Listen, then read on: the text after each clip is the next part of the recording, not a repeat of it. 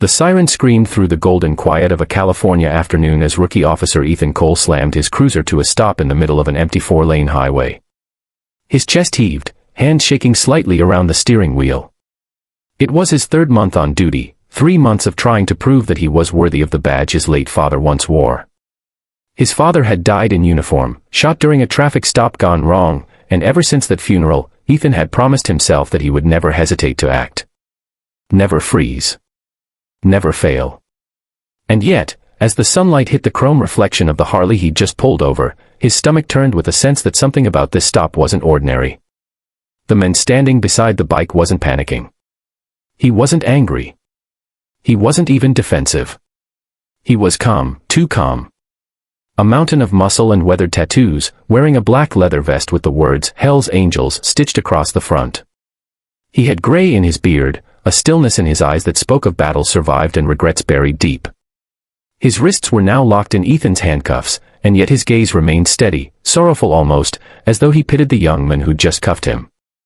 Ethan's radio crackled faintly in the background, the world oddly muted as a gentle wind rustled the American flag hanging from a distant gas station sign. Somewhere deep down, he knew something wasn't right. This wasn't the man they were looking for. The suspect had fled hours ago, last seen wearing a vest like this one. But Ethan's instincts, clouded by fear and the need to prove himself, had taken control. He thought he was doing what a good cop would do. Instead, he had just arrested the wrong man. If you believe in hope, compassion, and second chances, make sure to like, comment, share, and subscribe to Kindness Corner, because what happens next will remind you how one mistake can change everything. The biker's name was Ray Dalton, though the patch on his vest read, RL.CHLLS. For 20 years, he had ridden with the Angels, not because of violence or rebellion, but because it was the only family he had left. A combat veteran who'd lost both his brothers in the line of fire overseas, Ray came home to find an America that had moved on without him. The road became his therapy, the club his brothers, and his motorcycle his only prayer. And now, standing there with steel cutting into his wrists, he watched this young officer, this trembling kid barely older than his own son would have been, trying to hold himself together under the weight of authority. Ethan led him toward the cruiser, reading him his rights in a voice that cracked despite his effort to sound confident. Around them, the world looked too peaceful for what was happening: clear skies, polished asphalt, birds crossing overhead. A few curious drivers slowed down, phones raised, recording. Ethan hated that. The flashing lights made it look like a victory, but it felt like a mistake he didn't know how to undo.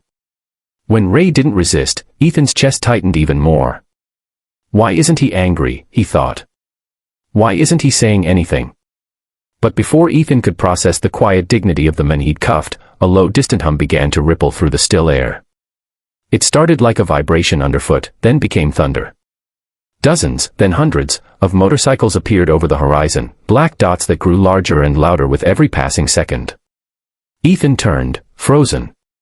The air filled with the growl of engines, the sunlight flashing off chrome, the steady, synchronized roar of 100 machines moving as one. They weren't speeding, they were approaching like a wall of resolve. In less than a minute, the road was filled end to end with Hell's Angels, parking their bikes in perfect formation behind Ray. The sound of engines idling together became a living heartbeat. Ray's eyes softened.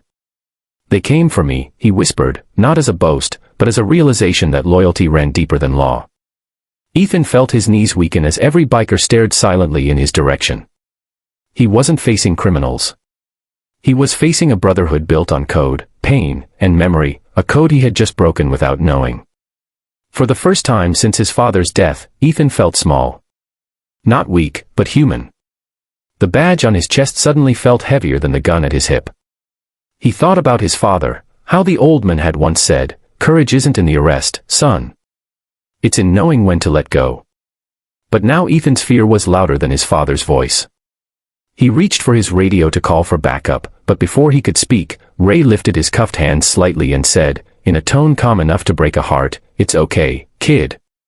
We all make mistakes." Ethan blinked hard, his breath catching in his throat.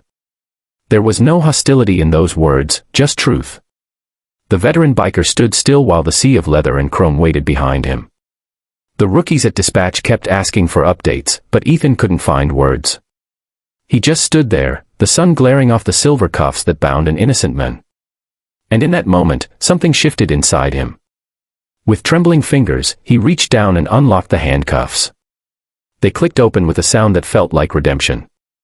Ray didn't smile.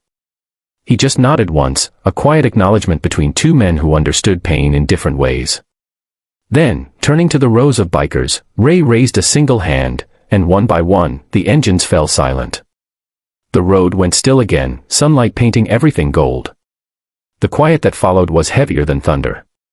Ethan felt his throat tighten as Ray looked back one last time, his gaze filled not with anger but with something even harder to face, understanding.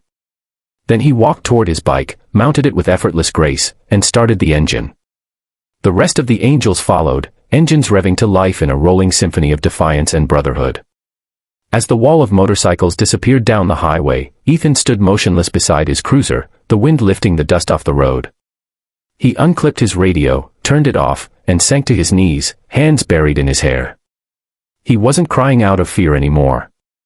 He was crying because, for the first time, he understood what it meant to truly see someone beyond a label, beyond the badge, beyond the leather, beyond the noise.